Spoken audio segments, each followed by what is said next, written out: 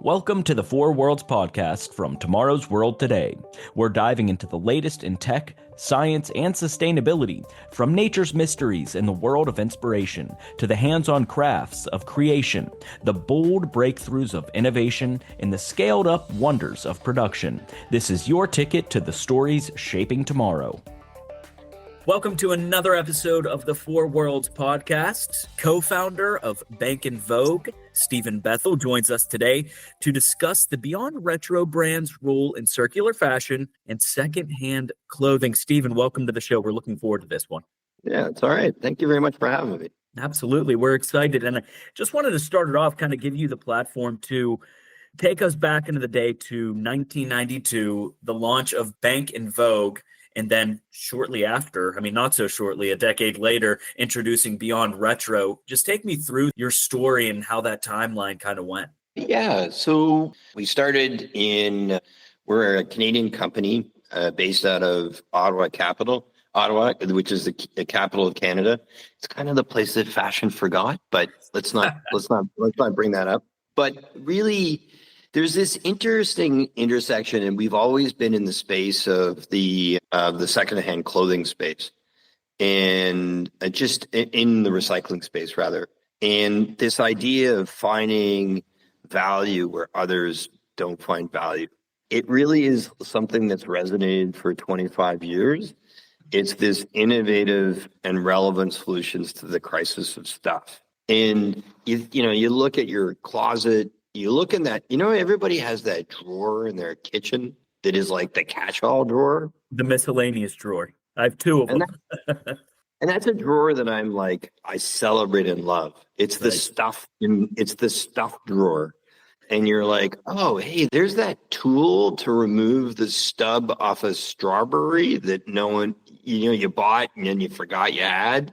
But it's this idea of discovery and finding that has always been like an element of the business. So the business, our Bank and Vogue, what we do is we work with charities and private collectors to find homes for products that couldn't sell in a domestic store or that were collected across the United States and Canada in charity bins.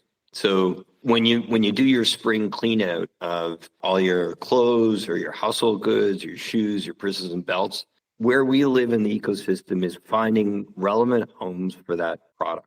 It's like where does that go? When you donate something to a charity and they pulled out what they can to sell it, what happens to the balance of that product? And that's what Bank and Vogue is focused on. It's just a jambalaya of apparel and footwear and handbags. It's in that complete stuff realm. But I love stuff. Yeah. And I love things that aren't the same. You go into a high street store or, name your H&M or your Zara, and you've got a whole rail of exactly the same thing. The joy about our world is we deal with everything that's unique. And that's a place that I absolutely love. So would you consider your love of stuff and just the culture that you grew up in as part of the inspiration that helped get Bank and Vogue off the ground, and of course Beyond Retro? Yeah, it's also, so I grew up in a family. Every weekend we would go to antique sales or farm auctions. And, they used to have these farm auctions where there'd be a guy standing on a hay wagon and they pull out boxes out of this guy's farmhouse and you'd buy random boxes of whatever. And then the joy of discovery has never been lost. And so now those random boxes have moved from the one box coming out of at the auction to, we're moving containers of material. So like tractor trailer loads. And on a weekly basis, it's Bank of Vogue is now moving 4 million garments a week of secondhand clothes. So there's like literally the scale of stuff that we have in North America is like, it's just, to me, fascinating. Do you know that Americans buy 450 million pairs of jeans a year? I don't doubt it at all. 450 million pairs of jeans. Like you think about that, it's like it's kind of one of those numbers that you can't even wrap your head around. 450 million pairs. And that the average garment lives in an American closet for 2.5 years. Wow. It's not only the volume of product, but it's the velocity of product.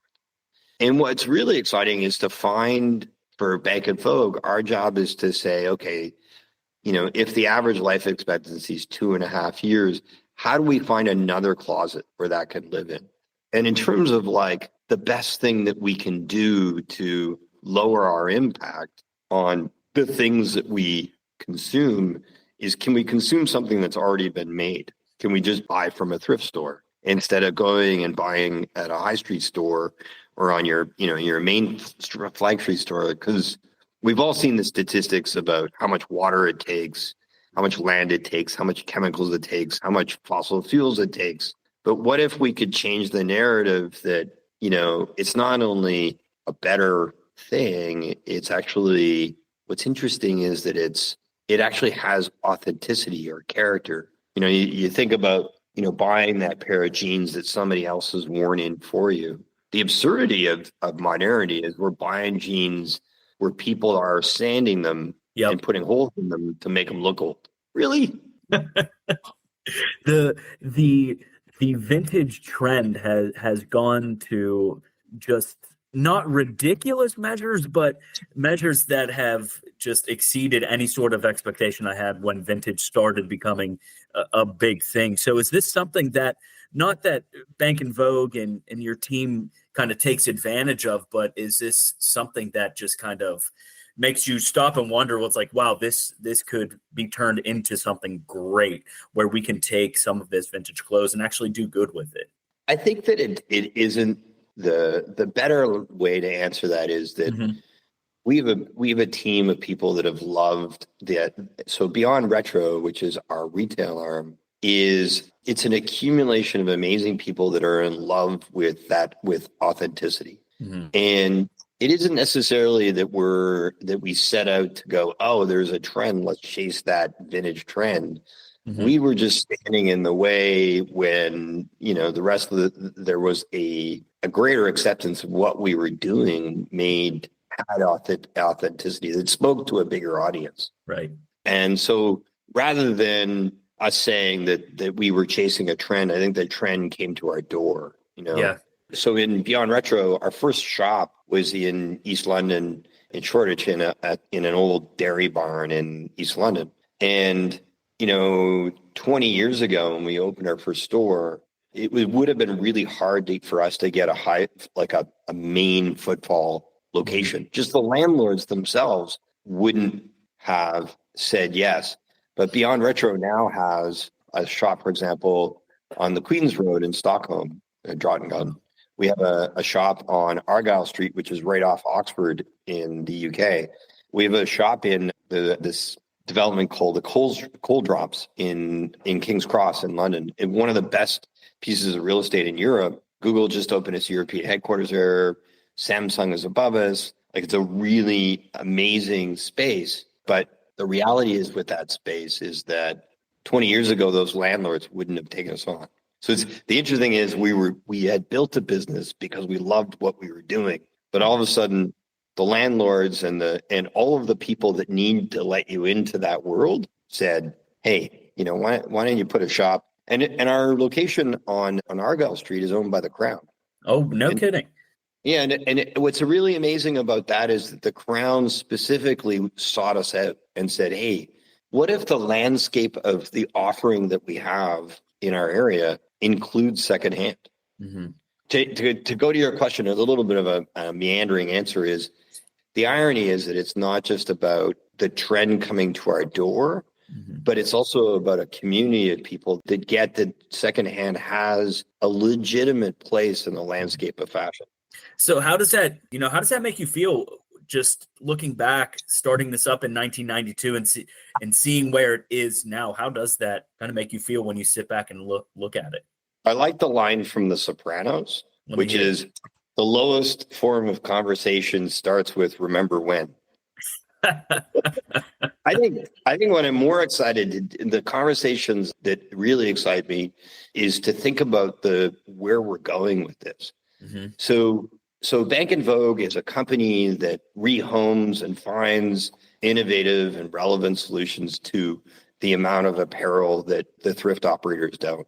Beyond Retro was set up as this idea that we could own a piece of the landscape of fashion going forward through used, part of the landscape of retail going forward. But what we've also proven in the last few years is, what if used could be an input to new manufacturing? What if when you make a Chuck Taylor shoe, instead of using new material, what if we could make a pair of Chucks using an existing material? So our collab over the last 5 years with Converse, making the Renew Chuck, is a testament to the fact that we can change the way in which, and since then we've now pushed that boundary, and we have an ongoing collaboration with Coach. So with Coach, we have made the components for the Soho bag from denim. So going back to the 450 million pairs of jeans that Americans buy every year, if the jean isn't relevant to be reused, can we use elements of that jean to make components for a luxury handbag? And so our collab with Coach, and if you Google Soho J-Lo denim bag, you'll see J-Lo holding up that Soho bag, which was our collab with them. The high five moment there that is really exciting is that I'm going to be a little geeky here, so brace yourself. In the fashion world, they do this thing called a life cycle assessment, and is referred to as an LCA. And an LCA is a measure, a scientific measure of how much carbon did it take to make something, how much water did it take, how much electricity did it take. And when you do those measurements, you can compare it to first life cycle material. And what's amazing is that Tapestry, the parent company of Coach, did an LCA on the components that we supplied for that Coach handbag. And so this Coach handbag, made from denim from Bank and Vogue, it scored that it was up to an 80% savings in carbon. Wow. It was up to a 98% savings in water. And I think, in terms of like what gets us excited is, can we change the narrative about how things are made? Can we make stuff from things that we already have? And can we do that at a scaled way? And what's exciting for us is that to do the work with Coach is, can you do it in the luxury space? Right. Because the standard in which they operate is like, shut the front door. And I feel like you're not going to show up in your flip-flops and your cutoff shorts to Wimbledon. I sure hope not. You've got to show up to a standard. And I think what's really exciting about this space is that there is the opportunity. And if you think about it, we as a society need to figure out how to use the existing resources we have, because you can only dig so many holes in the ground. You're going to run out of fields to grow food to feed us all if we're growing cotton. And you think about it, even that in of itself, who's the third or fourth largest grower of cotton in the world? You got me on this one. It's the US. Well, naturally, okay. And you think, if we can use existing materials and swap out those cotton fields for fields so that we can have food, you think ultimately, as the societies grow and we have more need for more food, there will be a need to be able to balance. It's not 100% of one thing. It's not going to replace everything, but could it be a supplement to how things are made? So for us, and that's the third pillar of our business. So we have our wholesale business, we have our retail business, we have our remanufacturing business. And I'm giddy about the collabs that we are doing with Coach, with Converse, with Wrangler. So under the Rewear collection with Wrangler, that's a whole collection of denim jackets and pants, shirt, all made from existing material. And so those collabs with Wrangler, with Coach, with Converse are just a testament to that we can redefine the way things are made. And what's even better is that the product that we're making it from, going back to the boxes at auction houses, it has authenticity. And that's something that you can't fake authenticity. No, you can't. It's like, no matter what, you go into that, high street store and they've tried to fake wear on a pair of jeans. You're like, really? How do you expand these partnerships? You talked a little bit about Wrangler. I'm glad you mentioned Converse and Coach. How do you expand these collaborations and these partnerships, but while still staying true and staying authentic and staying true to your vision in hand clothing? Yeah, I think like certainly when you're making material and products from onesies and to do it at scale, absolutely can be challenging and frustrating. And you're like, man, if I only had 100 yards of the same color in a roll. And yeah, I don't know. I feel like the question that you've asked is exactly what the Greeks asked of us. To thy own self be true, you know? Yeah, I'm like, I don't have any tattoos, but if I should get one, I it'll be should that. feel like it'll be to thy own self be true. It's like I can't, it just isn't in me to switch gears. Mhm. And so and certainly there's certainly a temptation to change that, but So what kind of what kind of you know innovative approaches are you taking to kind of keeping this thing going and making sure that secondhand clothing? Talk to me a little bit about your scaling process and what you're doing to kind of challenge conventional supply chains. well, like I think I should go to the next pillar of our business, which is okay. We want to resell a product. We want to put it in appropriate places. We want it to own a piece of the landscape, fashion, but we also, and the remanufacturing and the element of it. The last piece is if we can't resell something, we can't repair, we can't remanufacture it. What do we do with it? And so this year alone, we have supplied to mechanical recyclers. So these are guys that use machines to pull garments apart. And this year alone, we've supplied 26 million pounds of a material for recycling that has been turned back into new fiber. And you think about 26 million pounds. That's a lot of weight, A lot of weight. I love it. I love one of the Beyond Retro guys put up a post once and said, if you took all the clothes and put them in a big pile, well, we'd be really mad because it'd be a big mess. I was like, forget about how many swimming pools that is or how many elephants that is. It's like at the end of the day, I really like this symbol. You ever see the fact that a little child before they speak will be able to sign? Exactly. And they can do this. It's like my favorite thing in the world. It's more. How do we do more? And it's like this more element is like, yeah, this is part of my DNA. Yeah, and that kind of leads to my next question. You kind of answered it there, just some of the tech and the infrastructure investments that could kind of help move more textile waste up the quote evolutionary ladder from, anything from downcycling to recycling and even upcycling. No, I take offense to the word waste. Mm-hmm. Like I think that in the natural environment, there is no such thing as waste. Sure. Right? Like leaves in Canada right now, we're headed into the season where leaves are beginning to fall off the trees. And they're going to go to the ground and they're going to feed the worms. They're going to feed the microbes. The microbes are going to migrate soil. They're going to feed the trees again. We need to reframe and reset our view of things in front of us.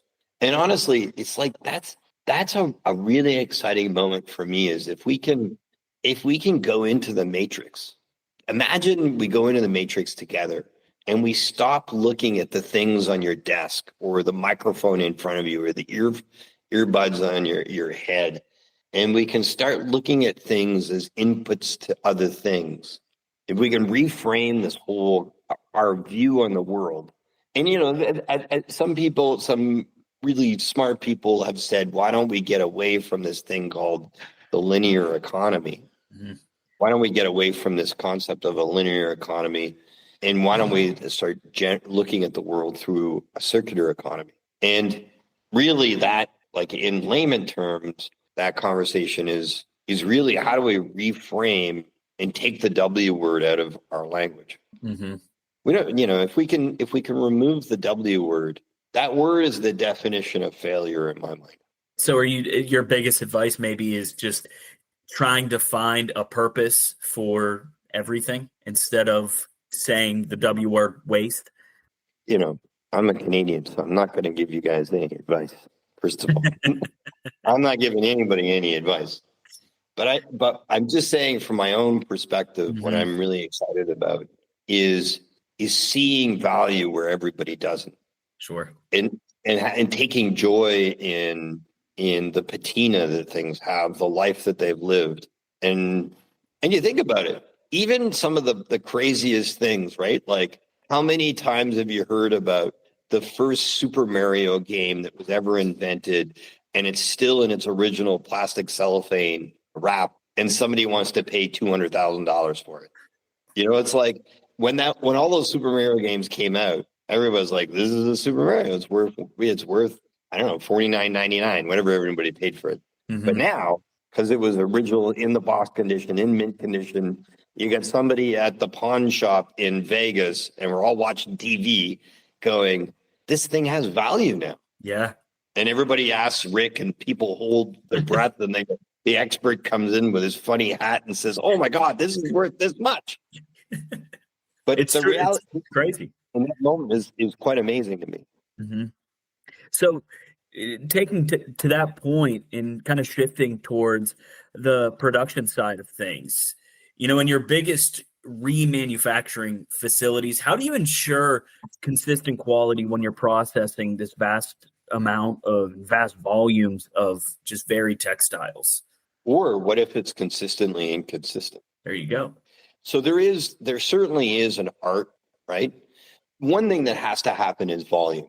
So in the first shoe we did with Converse, we came up with a color palette that denim could be made out of.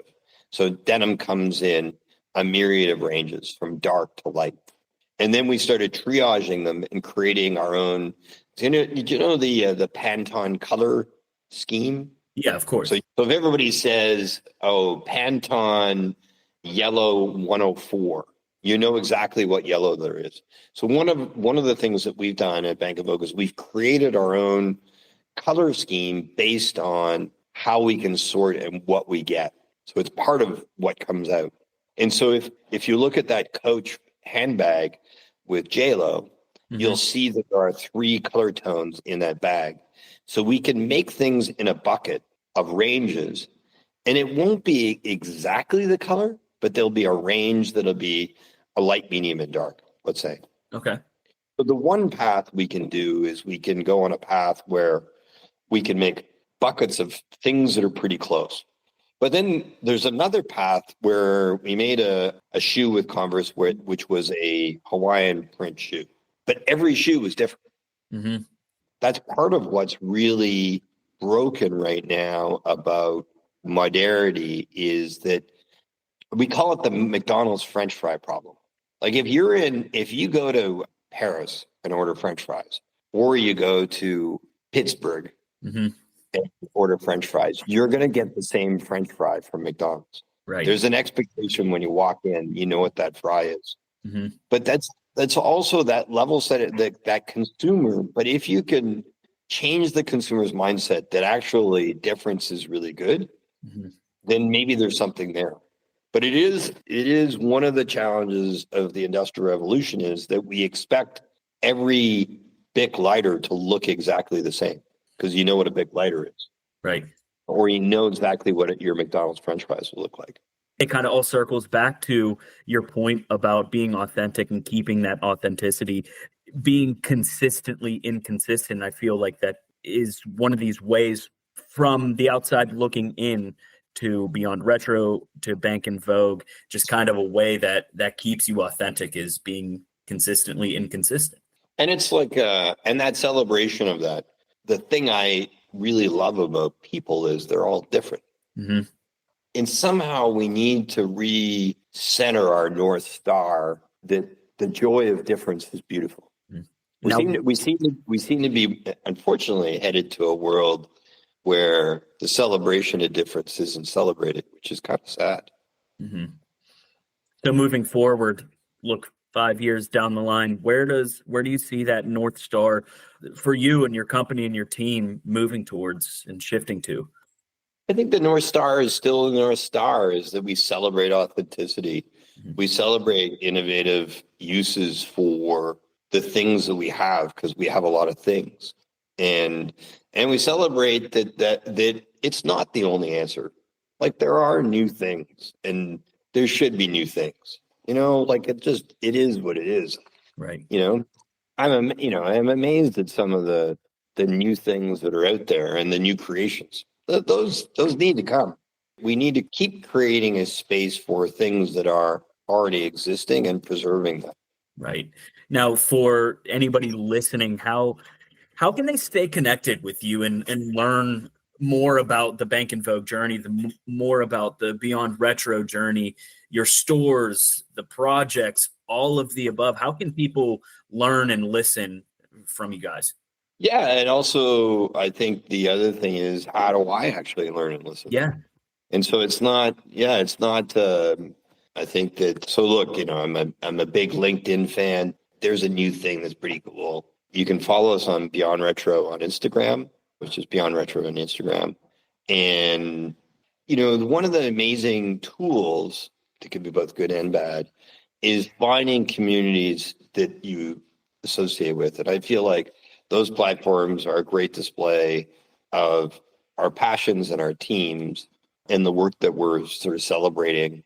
And also, I feel as if our job is actually to find in everywhere members of our tribe. There was somebody really courageous at Converse who said, hey, what these guys are doing, we understand authenticity. Stuart Favors is the creative director at Coach. And I remember meeting him for the first time, and I said, I'm from Beyond Retro, and and he's like, I know who you are, shop at your store all the time. It's like being part of the tribe that understands and loves and respects our authenticity and our past and the materials that are around us. I think is like, because it isn't a one-way journey. We're not just saying, hey, here's what we're doing. We are Hobbes Leviathan. We're part of a community of people that make up our thing. Mm-hmm. And again, to that point, as we wrap things up, where are you getting a majority of your secondhand clothing? Is there a way for people to make direct donations, or is that something that you don't do? No, not at all. And I encourage, the thing that's amazing across Canada and the United States is there are amazing charities, there are amazing private collectors that are collecting clothes, and we buy from them. Mm-hmm. So, whether it be your Salvation Army or your Goodwill or, whatever your local charity is, or your private collector that's collecting the clothes, and we work with those, because at the end of the day, tonight it's Friday, and at 3:00 in the morning, somebody's going to be handing out sandwiches and coffee to the homeless people. Somebody is going to, on Monday morning, somebody is going to open up a job training center at a Goodwill. On Tuesday in Colorado, somebody's going to have a thrift store that helps and employs children who have Down syndrome. There is so much good in so many communities across the U.S. that is being done from used clothes. Mm-hmm. And I wouldn't want to intersect or get in the middle of that. I think that what you want to do is, and a lot of it is even community level, whether it be a homeless shelter or whether it be a women's shelter, is that used clothes can be a force for good. And we're after that stage, after they've extracted the good from it. And I'm personally humbled by people who live that mission. I'm never giving advice. I would encourage anybody to find those people in your community and celebrate them. Mm-hmm.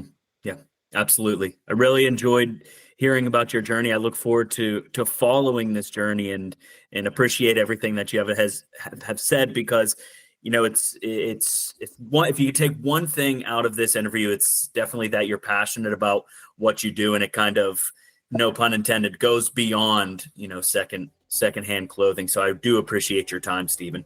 Appreciate the time. Awesome. Thank you so much. Thank you all for listening. That's all the time we have. We will see you next time. Thanks for listening to this episode of the Four Worlds podcast. Until next time, you can catch up on the latest innovations shaping our world at tomorrowsworldtoday.com. Follow us on Facebook and Instagram, and be sure to subscribe to our YouTube channel.